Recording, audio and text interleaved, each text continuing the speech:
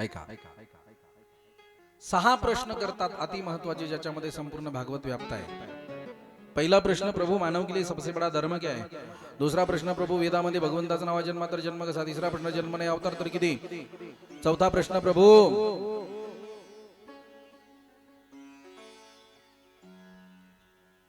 नेमके भगवंताचे अवतार किती? पाचवा प्रश्न, प्रभु जे आम्ही विचारलं संक्षिप्त रूपामध्ये सांगा, एवढा वेळ आमच्याकडे नाही. आणि 6वा प्रश्न, भगवंत जर धर्माची स्थापना करण्यासाठी येतो तर ज्यावेळेस धर्माची स्थापना करतो निघून जातो, परत धर्मावरती ग्लानी येते, संकट येतं, त्यावेळेस धर्म कुणाला शरण जातो? धर्मकम शरणम गतः. प्रभू या 5 प्रश्नाचे उत्तर द्या. पहिला प्रश्न, मानवासाठी सर्वात मोठा धर्म कोणता? दुसरा प्रश्न, जेव्हा आम्ही मंदिरामध्ये जातो सर्वश्रेष्ठ भगवान कोणता? तिसरा प्रश्न, वेदामध्ये अजन्मात देवाचं नाव तर जन्म कसा? चौथा प्रश्न, ठीक आहे देवा जन्म नाही अवतार म्हणताय, पण अवतार किती? 5वा प्रश्न, थोडक्यात सांगा. 6वा प्रश्न, धर्म कुणाला शरण जातो? ऐका, 6ही प्रश्नाचे आपल्याला उत्तर पाहिजे. पहिला प्रश्न, माणसासाठी धर्म कोणता? थोडक्यामध्ये ऐका, कोणता धर्म आहे? इथे आम्ही परमार्थ आश्रमामध्ये आलो, कथा श्रवण करतो, हा आमचा धर्म आहे. हे गजानन बाबावर किंवा भाऊवर उपकार नाही, हा आमचा धर्म आहे. कारण हा नरदेव मिळालाच त्यासाठी.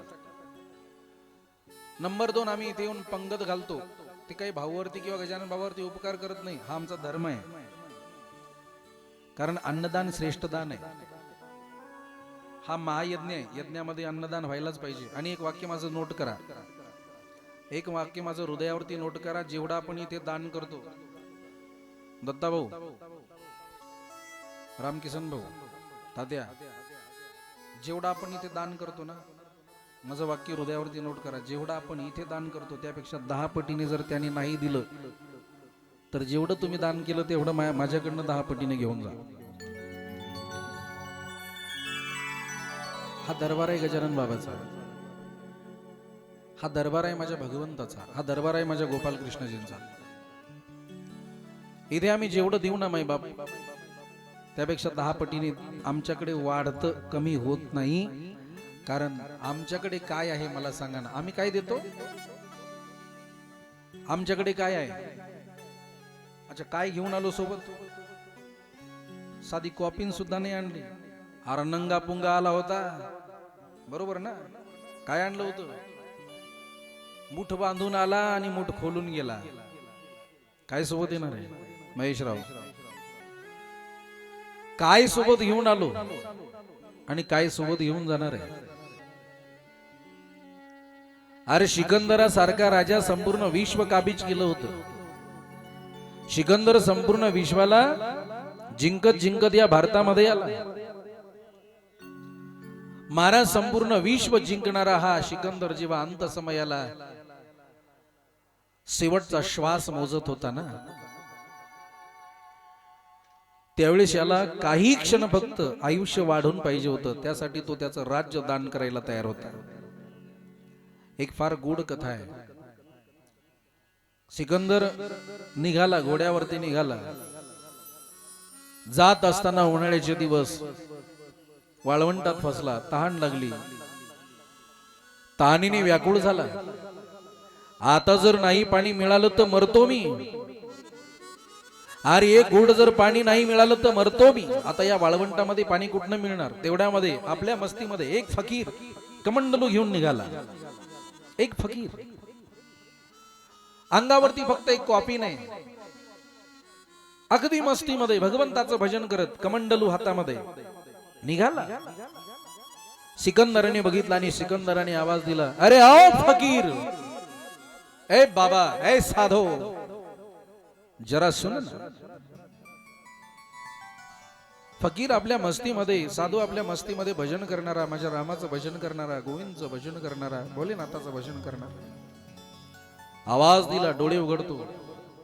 हा भाई बोलो, कौन हो? अरे फकीर, मी सिकंदर, जग जिंकलं, जग विश्व विजेता आहे. अरे संपूर्ण जग जिंकत इथे वाळवंटामध्ये फसलो. संपूर्ण जगाचा मालक मला सिकंदर म्हणतात. साधू बोलला, अच्छा तो दुनिया का मालिक है तो हमसे क्या चाहता है? सही तो है ना? अरे भाई तू दुनिया का मालिक है, हम ठहरे फकीर, तू ठहरा मालिक. तो हमसे तुझे क्या लेना है, हमसे क्या चाहता है? सिकंदर म्हणतोय, भले ही मैं दुनिया का मालिक हूं, लेकिन आज प्यासा हूं। जो मुझे चाहिए वो तेरे पास है, हैं? जो मुझे चाहिए वो तेरे पास है। फकीर कहता है, यही तो मेरे भगवान की लीला है। दुनिया का मालिक खुद को कहता है और भिक भिक मंगे से मांगता है। बोल, इस दुनिया में दुनिया का मालिक तू है या भिक मंगा तू है? अरे तेरे से तो अच्छा मैं हूं। जो तेरे पास नहीं है वो मेरे पास है। आहा, क्या है मेरे पास, बोल। सिकंदर म्हणला, अरे साधु, मैं बहुत प्यासा हूं। अगर जल नहीं मिलेगा तो मर जाऊंगा, और तेरे कमंडलू में जो जल है मुझे बस 2 घूंट पिला दे। साधु म्हणला, ये जल तेरे लिए नहीं, ये जल मेरे लिए भगवान ने दिया है। सिकंदर म्हणला, अरे साधो, तुला अर्ध राज्य बक्षीस देईल, फक्त मला 2 घूंट पाणी दे। साधू म्हणला, नाही। सिकंदर म्हणला, अरे राजा, जर नाही पाणी मिळालं तर मी मरतो रे, आता मरतो मी। एक काम कर, 1 घोट तरी मला पाणी दे, काही क्षण तर जगेल। एक काम कर राजा, माझं अर्ध नाही, माझं अख्खं राज्य तुला घे, पण मला 1 घोट पाणी दे। आता उत्तर आहे का? साधू म्हणला, अरे मूर्ख सिकंदर,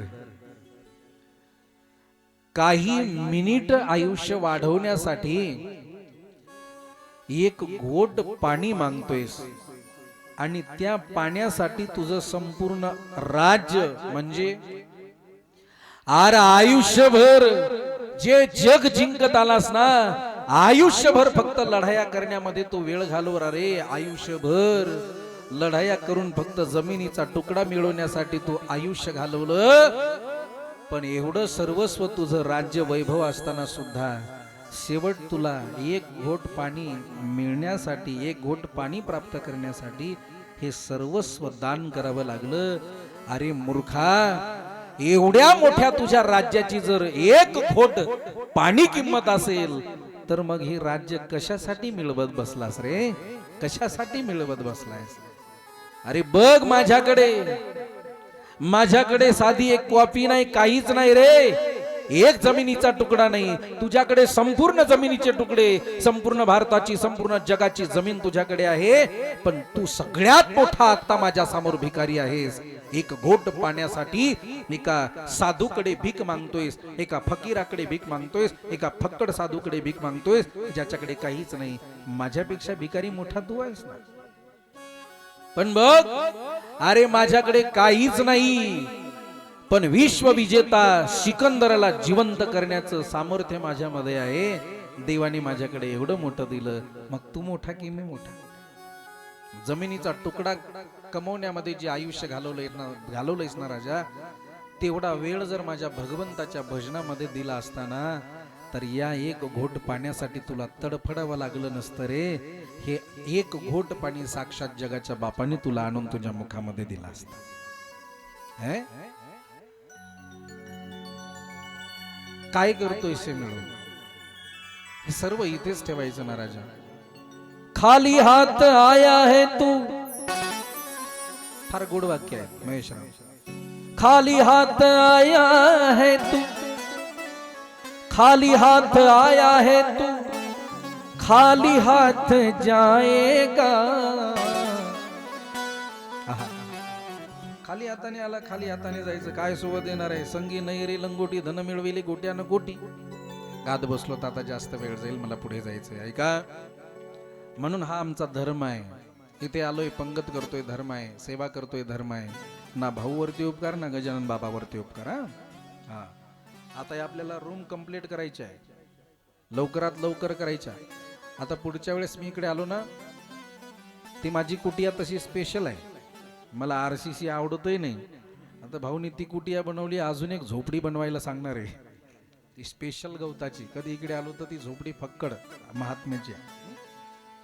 पण हे आलेल्या साधू, आलेले काही महाराज मंडळी, काही लोक चांगले येतात ना, त्यांच्यासाठी ही व्यवस्था आहे। लवकर आपल्याला तेही पूर्ण करायचा, हा आपला धर्म आहे। चला, दुसरा प्रश्न प्रभू, आम्ही जेव्हा मंदिरामध्ये जातो, कोणता देव श्रेष्ठ, कोणता देव कनिष्ठ? हा प्रश्न सर्वात मोठा मातांसाठी आहे. मी 4 प्रश्न संक्षिप्त बोलून पुढे जातोय, थोडंसं फास्ट. हा प्रश्न माता तुमच्यासाठी आहे. ऐका, ऐकताय ना?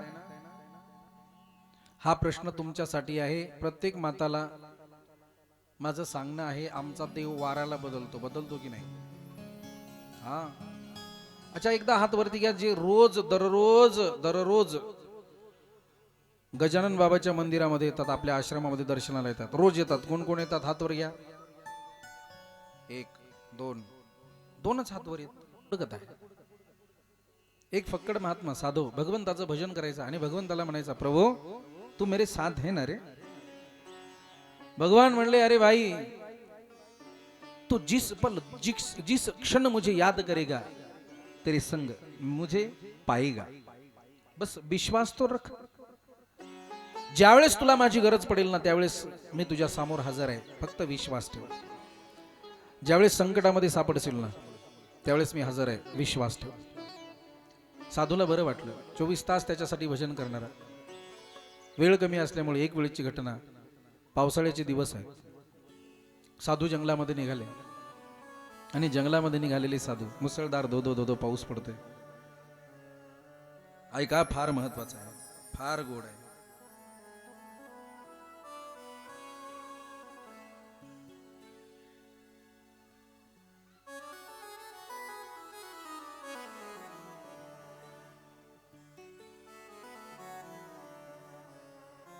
ऐका ऐका, फार गोड कथा आहे, फार गोड. साधू निघाला. वरतून मुसळधार धो पाऊस पडतोय. जंगली वातावरण आहे. जंगलामध्ये साधू फसलेला आहे. जंगलामध्ये साधू फसलेला आहे. पण विश्वास देवावरती आहे. त्याला विश्वास आहे. अरे माझा देव प्रत्येक संकटामध्ये, देव म्हणला मी तुझ्या सोबत आहे. या संकटामध्ये सुद्धा माझा देव सोबत येणार. म्हणून त्याने देवाला हात जोडले. देवा मुसळधार पाऊस पडतोय रे. देवा मला जंगलामध्ये भीती वाटते. देवा मी कुठल्या दलदलामध्ये फसेल. देवा हे बघ चिखल आहे देवा पुढे. या चिखलामध्ये मला हे दलदल मला पार करून दे देवा. प्रार्थना करतो देवा. डोळे बंद केले आणि पुढे 2 पावलं चालला. त्याला विश्वास होता. देवाने सांगितलं प्रत्येक संकटामध्ये मी तुझ्या सोबत राहील. माझा देव आला की नाही म्हणून मागे बघितलं. वळून बघितलं तर 2 पावलं नाही 4 पावलाचे ठसे त्याला दिसत होते. 4 पावलाचे ठसे दिसत होते. खुश झाला. वा देवा आलायस ना रे माझ्यासाठी. डोळे भरून आले. वा देवा आलायस ना रे.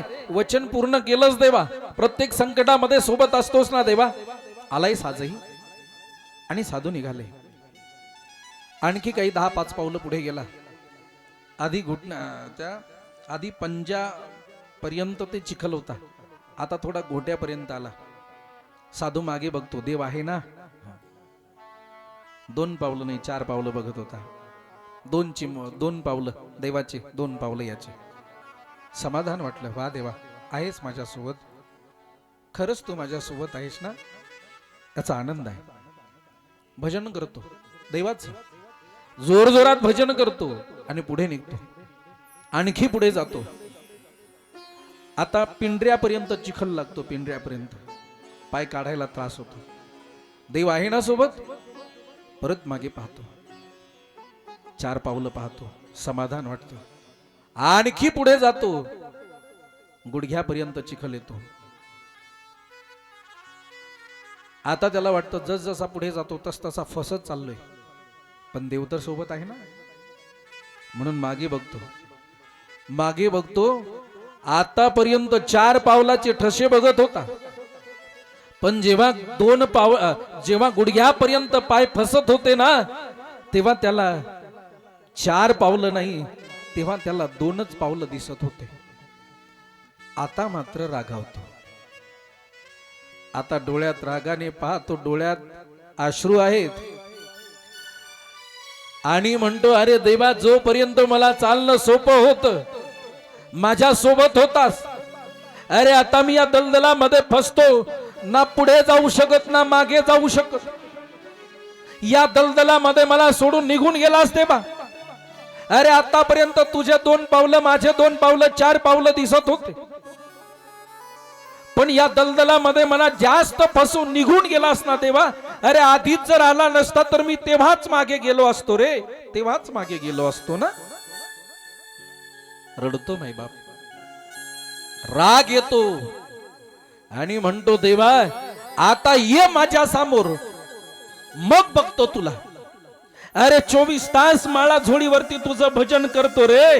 अरे माळा झोळी कधी खाली ठेवत नाही रे देवा.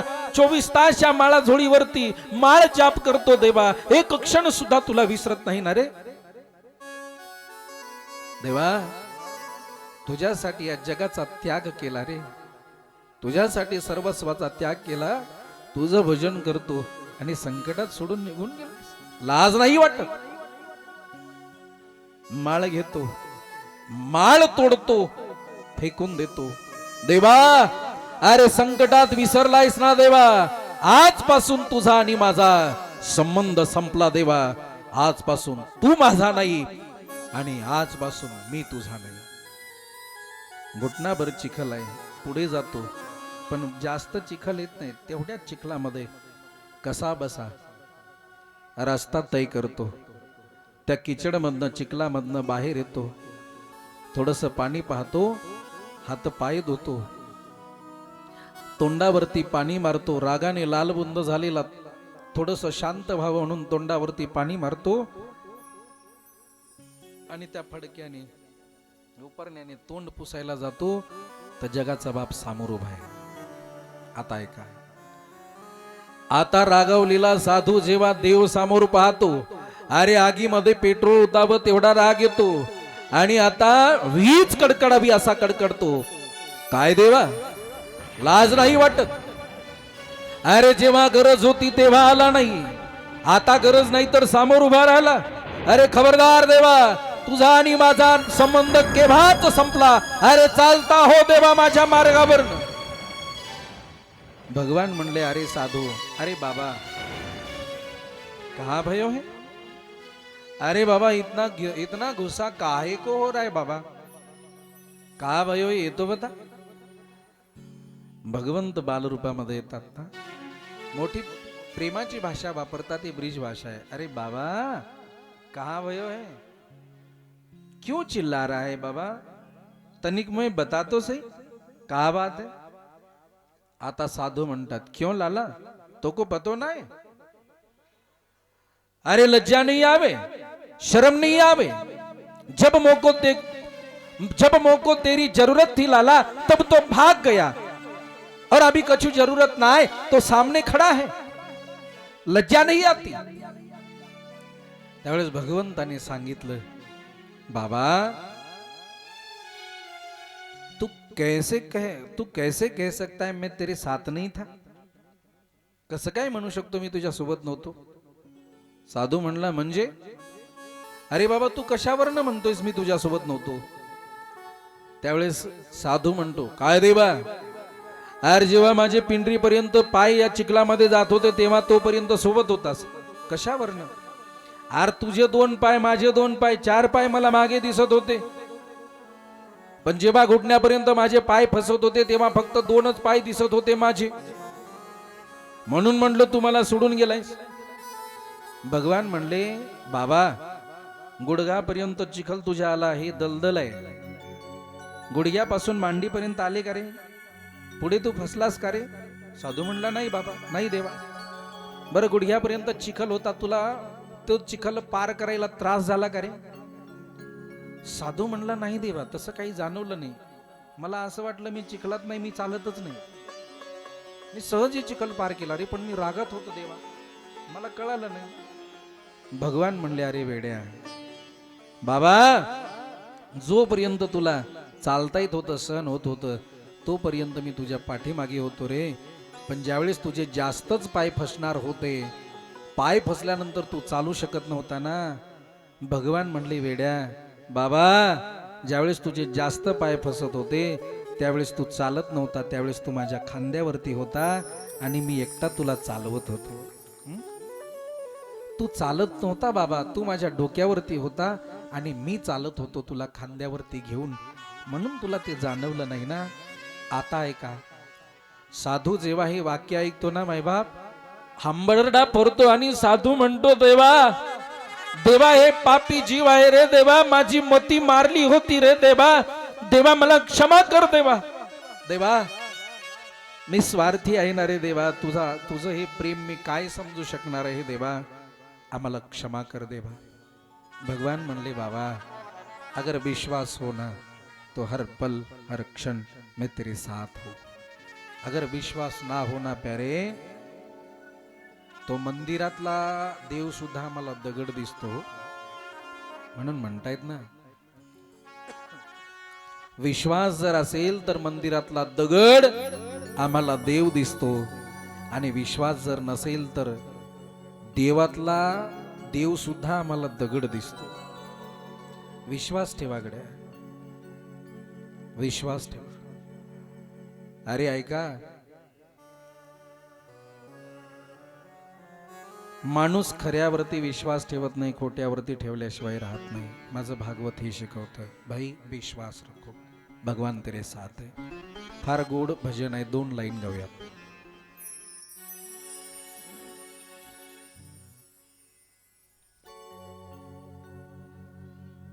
तेरी बिगड़ी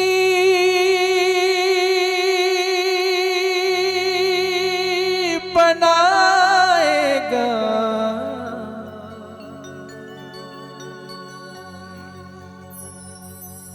तेरी बिगड़ी हो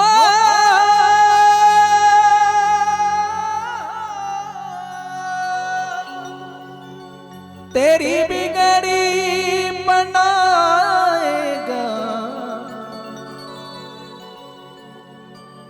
विश्वास जरूरी है, तेरा साथ हो तेरा साथ निभाएगा,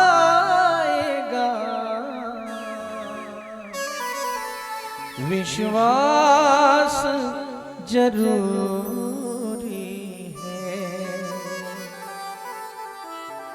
2 मिनट गाए बड़े भाव से. तेरी बिगड़ी बनाएगा, तेरी बिगड़ी बनाएगा, विश्वास जरूरी है, विश्वास जरूरी है,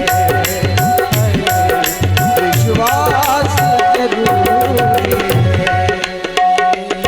तेरा साथ हो तेरा साथ निभाएगा, तेरा साथ निभाएगा, विश्वास जरूरी है, विश्वास जरूरी है, विश्वास जरूरी है, विश्वास जरूरी